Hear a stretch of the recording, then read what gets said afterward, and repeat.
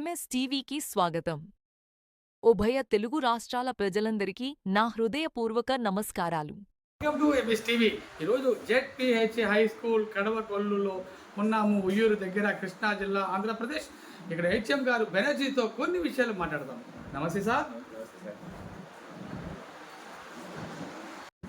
చెప్పండి సార్, మీ స్కూల్ గురించి కొన్ని విషయాలు క్లుప్తంగా చెప్పగలుగుతారా? చెప్తాను సార్. నమస్తే సార్. మా స్కూల్ పేరు జెడ్పిహెచ్ఎస్ కడవకొల్లు అండి. లాస్ట్ ఇయర్ అప్గ్రేడ్ అయింది. అంతకుముందు 8th క్లాస్ వరకు ఉండే యూపీ స్కూల్ని గవర్నమెంట్ వారు 9th 10th క్లాస్ కూడా మాకు యాడ్ చేసి ఉన్నారు. తద్వారా జిల్లా పరిషత్ హై స్కూల్ అయింది. కాబట్టి దూర ప్రాంతాలకు వెళ్లకుండా విద్యార్థులు మన ఊర్లోనే చదువుకోవడానికి వీలుగా పేద విద్యార్థులకు అందుబాటులో అలాగే మా స్కూల్కి ఇన్ఫ్రాస్ట్రక్చర్ కావాల్సినటువంటి ఇన్ఫ్రాస్ట్రక్చర్తో పాటుగా ఈ 9th 10th కూడా ఏర్పాటు చేయడంలో మా డిఈఓ గారు, అలాగే మా మండల విద్యాశాఖ అధికారు సుధారాణి గారు, మా డివైఓ గారు పద్మారాణి గారు, అనేక మంది అధికారులు దీనిలో ముఖ్య పాత్ర పోషించి ఉన్నారు. కాబట్టి వారందరికీ కూడా ఈ సందర్భంగా కృతజ్ఞతలు తెలియజేస్తున్నాను. కొత్తగా వచ్చినటువంటి ఎంఈఓ 1 సాగర్ గారు కూడా మా స్కూల్ అభివృద్ధి కోసం విశేషంగా కృషి చేస్తున్నారు. 11 మంది స్టాఫ్ ఉన్నారు.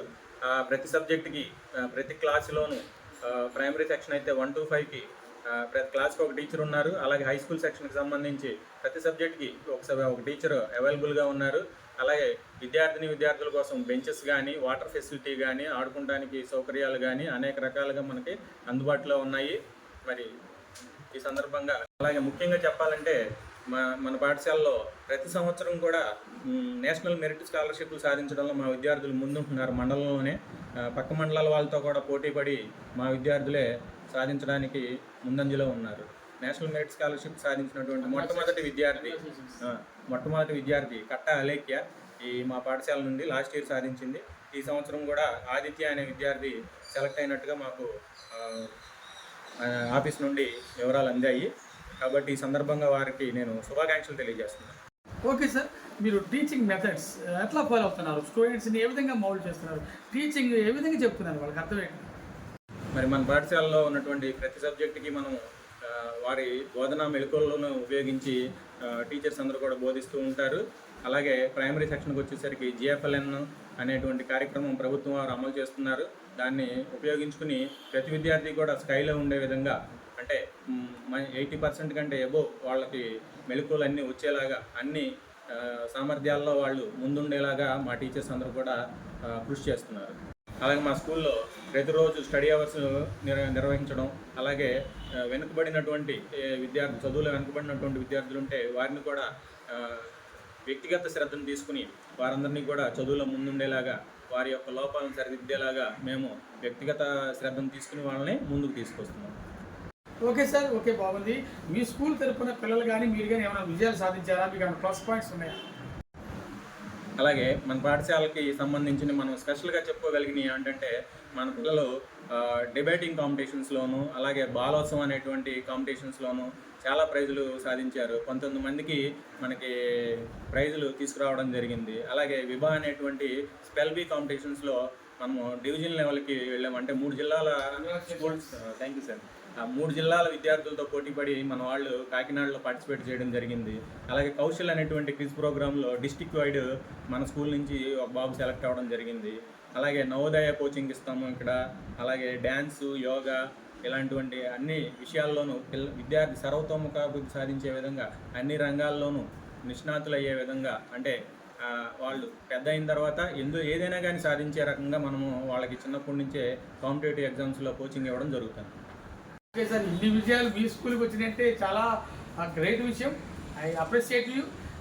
తర్వాత ఓకే, మీ క్రీడలు, భోజనాలు ఏర్పాట్లు ఎలా ఉన్నాయి? మేము పాఠశాలలో చదువుతో పాటే క్రీడల్లో కూడా బాగానే రాణిస్తారు సార్. ఎలాగంటే చెస్లో కానీ, లేకపోతే వాళ్ళు వాలీబాల్ ఆడడంలో కానీ, షటిల్ ఆడడంలో కానీ అనేక రకాల క్రీడల్లో మా వాళ్ళు పార్టిసిపేట్ చేస్తూ ఉంటారు. అలాగే ఖోఖోలో కానీ, లేదా క్రికెట్ కానీ ఆడటంలో వారి ఇంట్రెస్ట్ ప్రకారం విద్యార్థుల యొక్క అభిరుచి మేరకు మనం ఆడించడం జరుగుతుంది. అలాగే mid day meal fortified rice ఉపయోగించి విద్యార్థులకు నాణ్యమైన భోజనం ప్రభుత్వం వారి ద్వారా అందించడం జరుగుతుంది. ఆ భోజనంలోనే ప్రతిరోజు ఒక ఎగ్, అలాగే చిక్కీలు, రాగి జావా, రోజు రకరకాలైనటువంటి ఆహార పదార్థాలతో మంచి పౌష్టికాహారంతో విద్యార్థులకు అంటే వారి బ్రెయిన్ వికసించే విధంగా, వారి శారీరక అభివృద్ధి, మానసిక అభివృద్ధి అందించే విధంగా ఒక మెను గవర్నమెంట్ వారే ప్రవేశపెట్టి వారు సరఫరా చేసినటువంటి పదార్థాలతోనే పిల్లలకు మంచి ఆహారం, నాణ్యమైన ఆహారం, పౌష్టికాహారం అందించడం జరుగుతుంది. సార్, ప్రభుత్వం ద్వారా పిల్లలకి, స్టూడెంట్స్కి ఎటువంటి మీకు తోడ్పాటు వస్తుంది? ముఖ్యంగా మన పాఠశాలలో చదివేటువంటి విద్యార్థులందరికీ కూడా తల్లికి వందనం అనేటువంటి గవర్నమెంట్ స్కీమ్లో 13,000 రూపాయలు అందించడం జరుగుతుంది. ప్రభుత్వం వారే అందిస్తున్నారు. అలాగే వారందరికీ కూడా ప్రతి సంవత్సరం ఉచిత పుస్తకాలు, ఉచిత భోజనం, ఉచిత షూస్, ఉచిత యూనిఫామ్లు ఇలాంటివన్నీ కూడా ప్రభుత్వం వారు అందించడం జరుగుతుంది. చక్కగా ఇలాంటి సదుపాయాలన్నీ కూడా మన పాఠశాలలో విద్యార్థులందరూ కూడా వినియోగించుకోవడం జరుగుతుంది. అలాగే ప్రైవేట్ స్కూల్కి మనకి ఏమిటి తేడా అంటే, మనకున్నటువంటి ఆహ్లాదకరమైనటువంటి వాతావరణం అక్కడ ఉండదు. అలాగే మనకున్నటువంటి విశాలమైన తరగతి గదులు అక్కడ ఉండవు. అలాగే మనకున్నటువంటి ఇండివిజువల్ కేర్ అక్కడ ఉండదు. అంటే ఉన్నటువంటి విద్యార్థులందరికీ కూడా వ్యక్తిగత శ్రద్ధ ఇక్కడ టీచర్ ద్వారా అందడం జరుగుతుంది.